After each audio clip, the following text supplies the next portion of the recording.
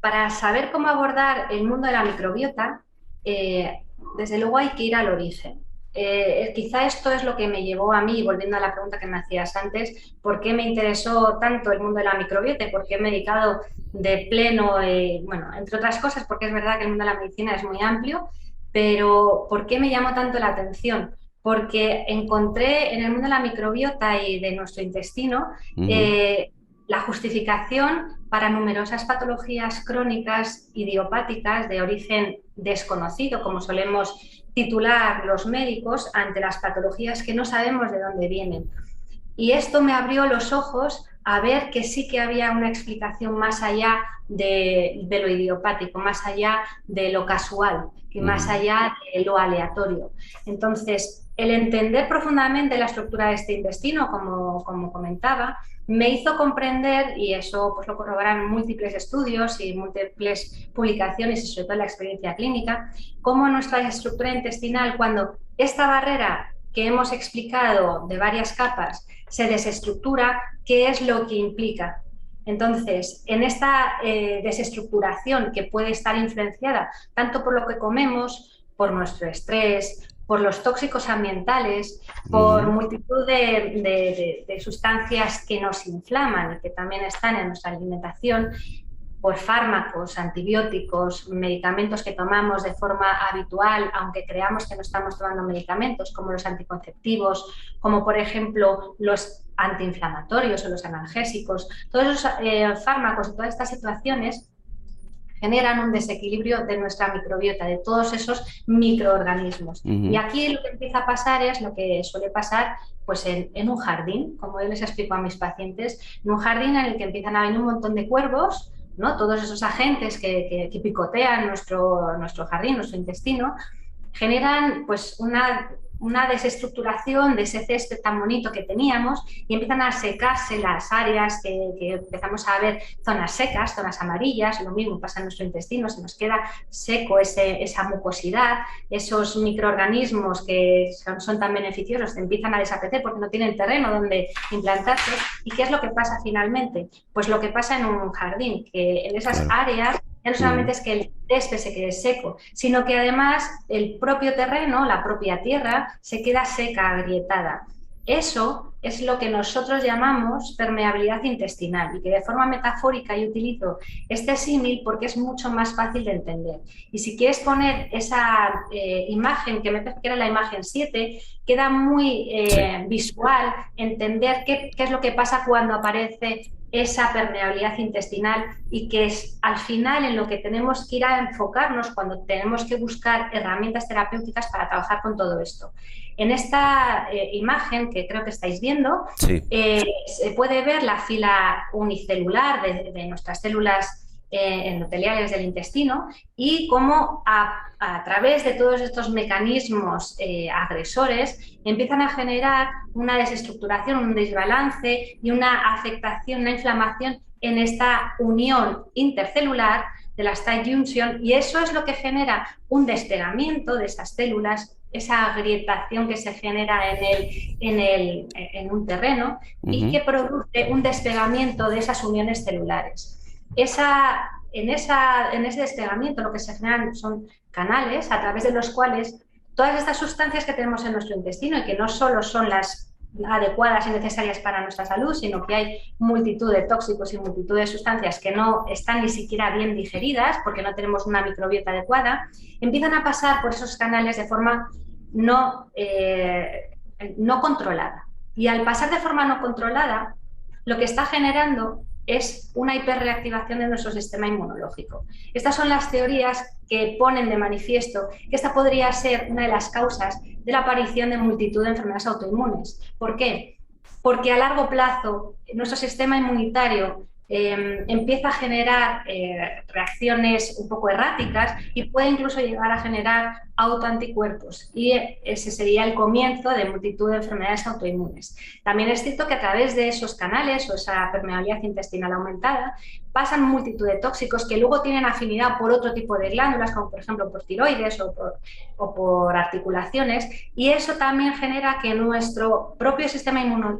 inmunitario, no de forma errática, sino con una intención, ataque no a nuestras células tiroideas, sino a lo que hay dentro de esas células tiroideas. Y entonces empiezan a aparecer multitud de enfermedades como, por ejemplo, la enfermedad de Hashimoto, una artritis reumatoidea, una psoriasis, vitíligo. Entonces, todo este entendimiento, cuando lo ves de forma encadenada como un efecto dominó, empiezas a entender que la aparición de una enfermedad no es solamente casual, sino que tiene una serie de pasos previos, y es ahí donde, al empezar a entenderlo, empezar a actuar ahí, empecé a ver que la evolución de mis pacientes no era la cronificación continua de mes a mes, seguir dándoles los tratamientos para sus patologías crónicas, sino que llegaba un momento en el que revertíamos, en la mayoría de las ocasiones, estos procesos, y los pacientes empezaban a estar mejor hasta poder dejar incluso ciertos medicamentos. Sí. Entonces, esto para mí fue una revolución. Fue completamente revolucionario, porque como médico convencional y con mi formación clásica, era muy limitada mi acción con los pacientes. Era continuamente tenerlos mes a mes en la consulta de atención primaria para darles sus medicamentos, que además luego generaban patologías asociadas por la polimedicación, y esto era una pescadilla que se mordía la cola y no había forma de salir de ahí. Realmente, doctora Camino, estamos, por qué no decirlo, impactados al conocer la relevancia que tiene, o que puede tener para nuestra salud en general, el tener o no, digamos, una microbiota intestinal saludable. Antes de entrar más a fondo, que es lo que vamos a hacer en un instante, en esa relación que existe entre los omega 3, la microbiota intestinal, en esas diferentes estrategias que hemos comentado, nosotros podemos ser conscientes de alguna forma, es decir, podemos experimentar algún tipo, o experimentamos en la práctica, algún tipo de sintomatología que nos dé un sobreaviso de que nuestra microbiota intestinal no está en el mejor estado posible. Mira, pues por desgracia, la expresión sintomática es de lo más variada y variopinta. Por eso es muy difícil de tenerlo en cuenta si no estás pensando en ello, porque la expresión es a través de todos los órganos, y es verdad que luego cada persona o cada paciente tiene un talón de Aquiles, y hay personas que tienen mayor expresividad a través de problemas pulmonares o cardiovasculares o autoinmunes, etcétera, o incluso digestivos. ¿Por qué digo incluso? Porque parece que el tema de la microbiota solamente afecta a nuestra salud intestinal, y por desgracia estamos en una sociedad en la que nos hemos adaptado a multitud de síntomas y hemos normalizado lo frecuente. ¿Por qué? Porque lo frecuente es que la población esté enferma. Y esto es una situación que quizá esta pandemia que hemos vivido recientemente y todavía en la que no hemos salido,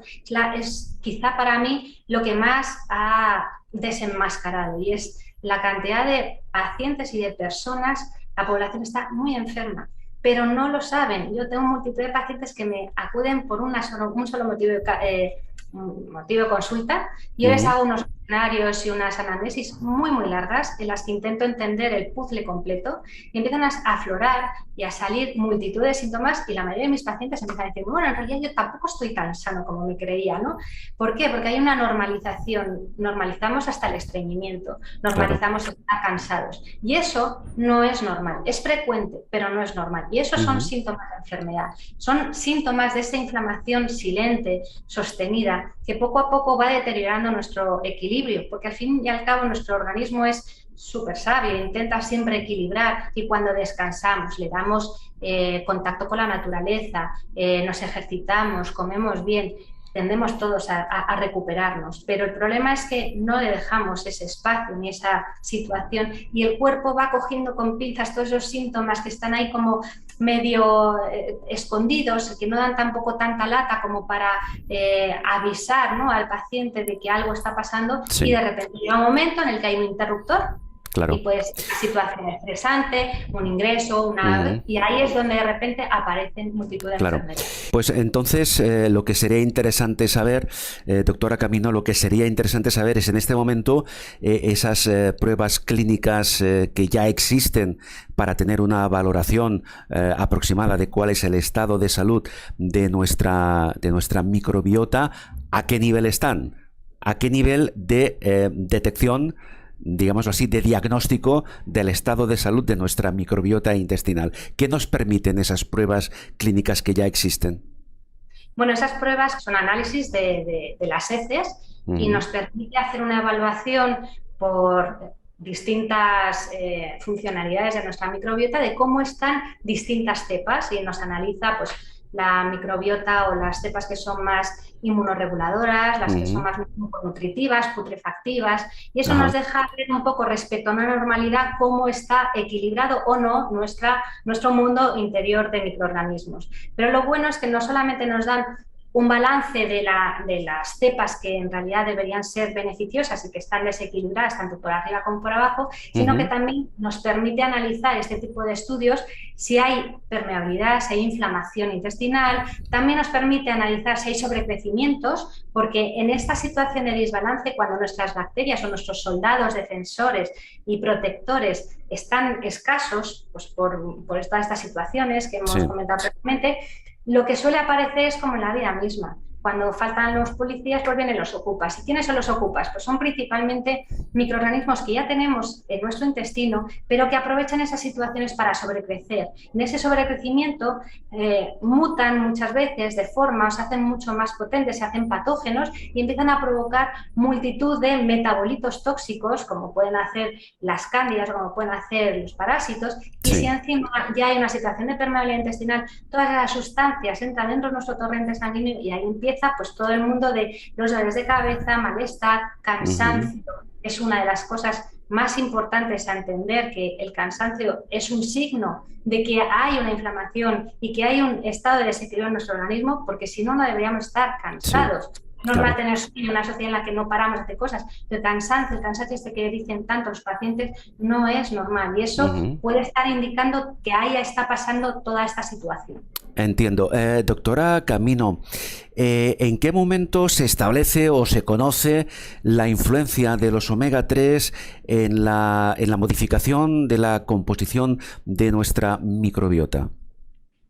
Pues hay algunos estudios muy interesantes que nos hablan sobre esto, porque a la hora de trabajar sobre este origen y esta situación intestinal no es fácil encontrar herramientas, porque es verdad que todavía estamos en los inicios del conocimiento de todo esto y sobre todo a través de la experiencia clínica y de algunos estudios que salen, ya empezamos a ver cómo podemos trabajar sobre la microbiota pues, con ciertos probióticos o con ciertas sustancias más naturales o más farmacológicas para ayudar con ese sobrecrecimiento, y también cómo hay que ayudar con ciertos postbióticos o prebióticos a mejorar esa estructura de microorganismos, esa mucosidad, y cómo trabajar sobre esa permeabilidad intestinal, que no tenemos tantísimas herramientas y conocemos, pues como la mayoría de la gente conoce, pues la L-glutamina, conocemos la melena de león, pero no hay muchas más herramientas que tengamos al alcance de nuestra mano. Entonces, una de las cosas fundamentales, desde luego, es cambiar la alimentación y añadir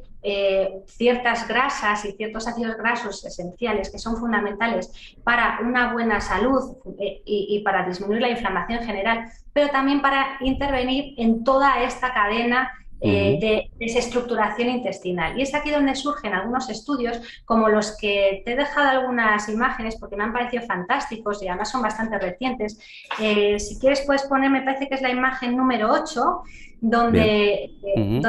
es un estudio italiano del 2017, donde se ve cómo los ácidos grasos, principalmente los omega 3, que son los antiinflamatorios principalmente, condicionan una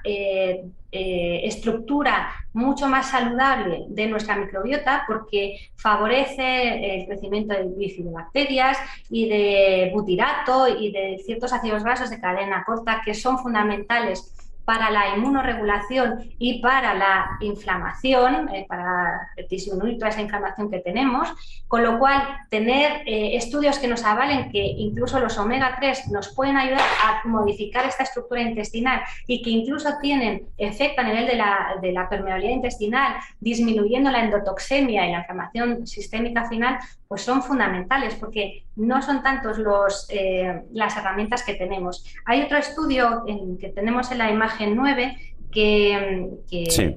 de marzo del 2021 un estudio estadounidense donde también incluso ven cómo este desbalance de omega 3, omega 6, porque ya sabéis que nuestra alimentación es principalmente rica en omega 6 y estos son mucho más inflamatorios, pues cómo a través de la potenciación de los omega 3 a nivel de dieta y de suplementación nos pueden ayudar a regular esta disbiosis, a regular toda esta permeabilidad intestinal y que incluso puede tener efectos en una de las patologías de mayor incertidumbre, que no sabemos bien a veces ni cómo manejar, como es el hígado graso no alcohólico. Entonces, son dos estudios que además son bastante recientes, bueno, pues como muchos más que hay, que se puede acceder a través de bibliotecas médicas, Sí. y que lo que nos están avalando es lo que estamos viendo en nuestra práctica clínica y cómo a través de ciertos suplementos como los omega 3 podemos ayudar a mejorar toda esta estructura que terminará revirtiendo en una mejoría en toda la sintomatología. Porque hoy en día es muy difícil que la alimentación sea rica en omega 3, Claro. porque nuestro consumo de pescado es bastante pobre. Entonces, hay que tener ciertos recursos para ayudar. Y sobre todo para estas personas que les cuesta tanto dar cambios en su alimentación, porque al final son cambios en los hábitos de vida los que van a terminar generando cambios y mejoría en la salud general, pero esos cambios de vida a veces pueden ser muy difíciles y a veces pues el recurso de tener un suplemento como un omega 3 que nos va a ayudar, como nos dicen ciertos estudios, a mejorar esa microbiota, pues siempre está bien tenerlos en cuenta. Efectivamente, como antes decíamos al principio, esos estudios, estos y otros que existen, han demostrado que las personas que consumen mayor cantidad de omega 3 tienen esa microbiota más diversa, más saludable en su intestino, lo que, como usted acaba de comentar, y esto es una evidencia, se asocia a un menor riesgo de diferentes patologías. Hemos hablado de diabetes, de obesidad, de todo tipo de enfermedades intestinales. Pero la pregunta ahora sería, bien, para que los omega 3 se asocien, digámoslo así, perfectamente con nuestra microbiota intestinal y permitan esa, llamémosle, regeneración o ese paso a un nivel más saludable, hemos de hablar de duración, de tiempo, de administración de omega 3. Es decir, ¿qué lapso de tiempo es necesario para que nuestra microbiota intestinal reaccione a los efectos beneficiosos de los omega 3, aunque sea a modo de orientación? Bueno, a modo de orientación yo suelo intentar siempre basarme en estudios, porque luego nuestra práctica clínica puede ser muy subjetiva. Pero ya hay incluso estudios que avalan cómo la suplementación con omega 3, después de 15 días de suplementación, ya está mejorando y dando cambios en esta estructura y en este desequilibrio de disbiosis y de microorganismos intestinales, con dosis incluso menores a 1 gramo. Al día. Entonces, sabiendo esto, la verdad es que siempre dentro de una buena recomendación y un buen estudio que pueda haber con un aval médico o sanitario para saber exactamente las dosis que tomar, las dosis de 1, 2 o 3 gramos de omega 3 al día son seguras y salvo que haya pacientes con enfermedades cardiovasculares que estén tomando anticoagulantes y que pues tengan un mayor riesgo de sangrado, serían completamente seguras en el resto de la población. Entonces, es importante dar tranquilidad y saber que con la mayoría de los suplementos que tenemos de omega 3 podemos tener unos efectos beneficiosos sin tener ningún tipo de riesgo en la salud. Ahora bien, yo siempre recomiendo que los omega 3, como son ácidos grasos, se pueden enranciar, se pueden estropear, se pueden oxidar, tienen que ser de muy buena calidad, una extracción adecuada. Es fundamental que entendamos que no vale cualquier ácido, no vale cualquier omega 3, no vale cualquier suplemento que encontremos hasta incluso en los supermercados, porque lo que puede ser muy beneficioso para la salud se puede revertir si lo tomamos cuidado o si lo tomamos estropeado. Permítame una pregunta, ya que usted habla de la calidad de los omega 3. ¿De qué dependería que ese producto que consumimos, que esos omega 3 que vamos a consumir, sean de mayor o menor calidad? Pues principalmente esto de la extracción marina, porque realmente es de la extracción de pescado, del aceite de krill. o de las algas incluso se puede obtener el omega 3, pero tiene que ser una extracción que sea primero sostenible, hablando del ecosistema, y luego pues, en unas condiciones adecuadas para que en esa manufacturación pues no se genere una oxidación y lleguen pues los omegas o los ácidos grasos oxidados. Y con el conocimiento de la toxicidad que tenemos hoy en día en nuestro entorno, es fundamental entender que este tipo de omegas que tomemos y con los que nos suplementemos deben de venir de pescados ecológicos, con una recolección en zonas seguras, evitando los metales pesados, porque como bien sabemos, el mercurio y el arsénico son unos de los metales pesados más instaurados dentro de la cadena del pescado, y cuanto más grande ese pescado tiene una concentración mayor de mercurio, eso puede generar muchísima toxicidad. Por eso el origen de este tipo de omegas tiene que venir de pescados pequeñitos, bien controlados y con todos estos sistemas de seguridad. Bien, es importante saber, como usted ahora comentaba, doctora, que esos efectos positivos en nuestra microbiota y por extensión en nuestra salud en general empiezan ya a ser evidentes a partir de los primeros 15-20 días de ingerir la dosis adecuada de omega 3. A mí me gustaría ya prácticamente para concluir, doctora Camino, que usted valorara algo, ya hemos comentado antes, que usted valorara el conocimiento que deben y que deberían tener muchos profesionales, muchos médicos, muchos profesionales de la salud, muchos médicos sobre la importancia, el impacto que tiene la microbiota intestinal en nuestra salud y la funcionalidad que puede sobrevenir a partir de la ingesta de omega 3. ¿Usted cree que cada vez existe un interés mayor por parte de los profesionales de la salud para conocer todo lo que concierne al universo de la microbiota intestinal, nuestra salud y los omega 3? ¿Usted cómo lo ve? Por supuesto que el interés es cada vez más creciente, no hace falta más que meter omega 3 o microbiota y salen multitud de papers en las bibliotecas médicas, y cada vez hay más interés porque además hay mucha demanda también en cuanto a la formación de otro tipo de profesionales que no han tenido pues, la posibilidad de aprenderlo antes o de interesarse antes, y empiezan a demandarlo continuamente. De hecho, bueno, pues es muy de agradecer que BEPS y que Promega tenga el interés de generar este tipo de información que llegue a muchos más profesionales que ya lo están demandando, y que incluso en la salud pública o incluso tengo muchos compañeros médicos de familia que siguen en sus consultas y que están pidiendo a gritos otro tipo de intervenciones, otro tipo de herramientas que puedan ayudar a sus pacientes sin generar los efectos deleterios que tiene la polimedicación, Claro. que tiene muchos efectos adversos, por desgracia.